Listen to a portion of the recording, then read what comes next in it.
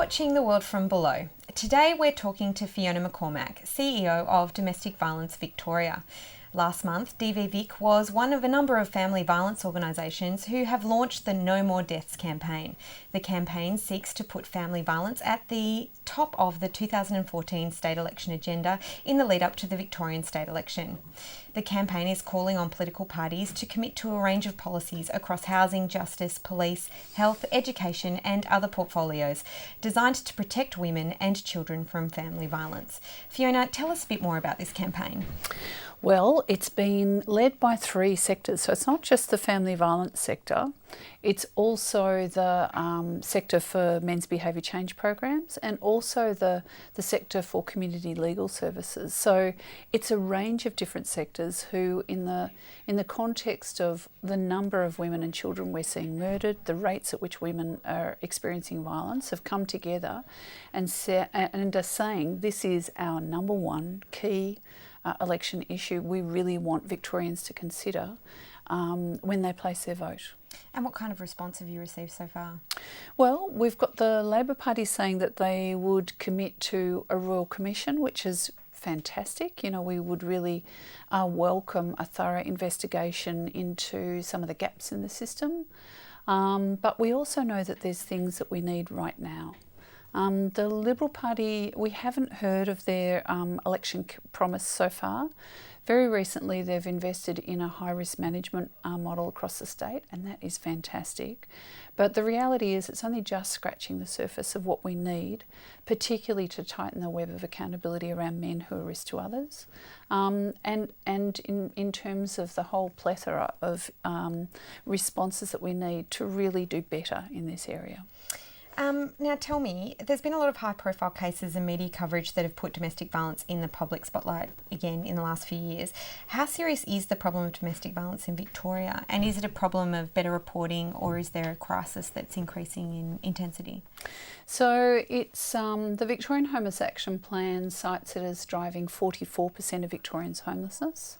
It was a factor in 80% of child deaths known to the Department of Human Services last year. A factor in over 50% of substantiated child protection cases. We had 29 women and 8 children murdered in Victoria alone just last year. That's not counting all the ones we've seen this year. And it costs the Victorian economy $3.4 billion every year. That's not just so far, that's every year. So it is a serious issue and it's rife. We can see that the statistics are rising. So when you look at the police statistics, police attended 50,000 family violence incidents last year, which was a 21% increase on the year before that, which in turn was a 24% increase on the year before that. So we can see a very marked and unprecedented increase in family violence incidences. But at the same time, that directly correlates with the introduction of the police code of practice, so the improved standing order. So in the past, this was an issue where police would attend. It's just a domestic, very little was done. We're seeing a change of culture where police are actually recording that they've attended, where many more police are acting upon this as a crime, which is exactly what we need. But also it's an underreported crime historically and still.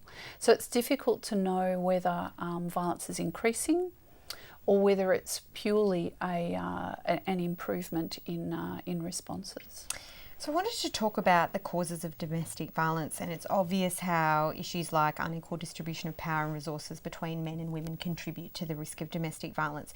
But Vic Health, interestingly, has done research on how society's adherence to rigidly defined gender roles also contributes to domestic violence. Can you explain that a bit further? Yeah, sure, okay. So when we look at family violence cases, some cases involve mental illness, but not all. Some involve drug and alcohol issues, not all. Some involve issues of economic stress, but not all. The most common denominator is gender. This is an issue that's primarily perpetrated by men and where women and children are primarily the victims. And what does that mean? Does that mean that men are inherently evil? No. This isn't a physiological issue. This is actually, it relates to the way we as a community construct expectations about the role and the rights of women and the role and the rights of men, and they are essentially sexist. And so men who choose to use violence have hyper-masculine attitudes about what it is to be a man, and they actually see their partner and their children as their possessions. And that's why we see so many women and children murdered and see violence escalate and further assaults when women try to end the relationship, because they see it as a slight to their masculinity. They want to punish a woman, they want to regain control. And these attitudes that these men hold are reinforced by us as a community when we are ambivalent about sexism, and also in our response to violence when we justify it or minimise it or those sorts of things. So that's what it means when it's referring to rigid stereotypes. Now I want to show you a clip of Rosie Batty, who's the mother of Luke Batty, who was sadly murdered by his father, and she's challenging Joe Hildebrand over his support for some controversial laws in Victoria. I'm absolutely outraged. I was living in hope that because of Luke's tragic death, it would bring a huge awareness to family violence. This is beyond my comprehension, how again the woman who's the victim is punished. And Joe, your comments are so misguided. Because when I hear comments like that, I am so saddened that the focus is still on the woman.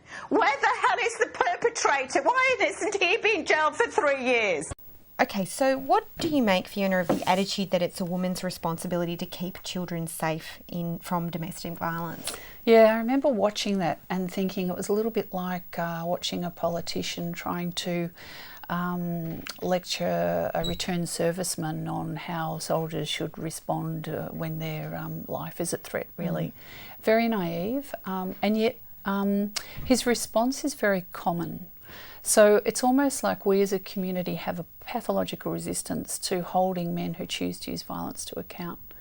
But it's something that's bred into us. I remember a woman contacting a service that I worked in years ago, and she was contacting us because she had a daughter who was in a violent relationship. She was worried about her, what could she do? And so when she told me about what was happening, I realised that this woman was very much at risk, and so I gave her, steps about what she could do. And just as we were about to finish the conversation, she said, but I just think if she lost a few pounds, or if she just tidied up the house a little bit more, things would settle down. Now, nobody could care more about that woman than that woman's mother. She only had her best interests at heart. But women had sold very strong messages that we are in fact responsible for men's violence, and we as a community make a lot of there's a lot of expectations on women about them taking responsibility.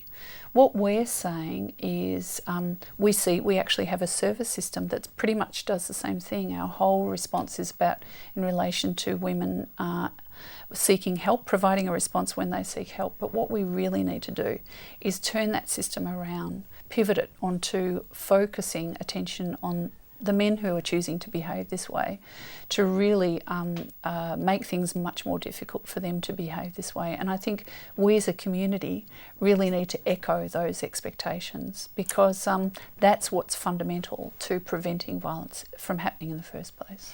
Can you tell me how Victoria fares with international comparisons of rates of domestic violence? It's difficult to compare because we all collect data very differently, and also the circumstances are very different. So when you compare us to, say, other countries who don't even have family violence services, I guess in a sense we're doing well. But I guess when you consider the rates at which women and children are being murdered, the rates at which women and children have to leave their home, I think if we if we were having to ask another group in the community to leave their homes because they were being so terrorised by another quarter of the community, this would have been fixed years ago, and yet we accept it because it's in the context of the family. So I think on that basis we still have so far to go. Okay, we're going to take a short break, but we'll be back after to speak further with Fiona McCormack from Domestic Violence Victoria.